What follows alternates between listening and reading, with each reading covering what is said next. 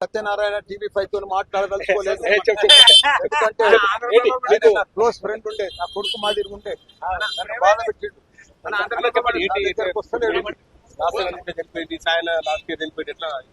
చాలా బాధాకరణం, చాలా పెద్ద విషాదం.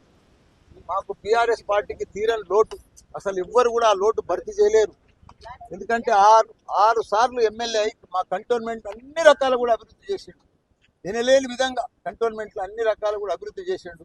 ఆయన కూడా లాస్ట్ ఇయర్ 19th చనిపోయాడు. మన 19th 1 year నేను కూడా వచ్చిపోయినా. లాస్ట్ మన ఎమ్మెల్యే లసతోటి ఆ రోజే లాస్ట్ మాట్లాడిన అమ్మాయితోటి. ఎప్పుడైనా నవ్వుకుంటా అంకల్ అంకల్ అని మాట్లాడుతుండే, మంచిగా నవ్వుకుంటూ మాట్లాడుతుండే. చాలా బాధాకరణం. ఆ విషాదం మాకు భరించలేకపోతున్నాం. ఎందుకంటే మా కూతుర్లు కోల్పోయినట్టుగా మాకు అనిపిస్తుంది. మీకు ఎట్లా ఉంటుండే అనుబంధం? చాలా బాగుంటుండే కదా, నవ్వుకుంటూ మాట్లాడుతుండే. మా ఎప్పుడైనా కానీ అంకల్ అని మంచిగా చెప్తుండే.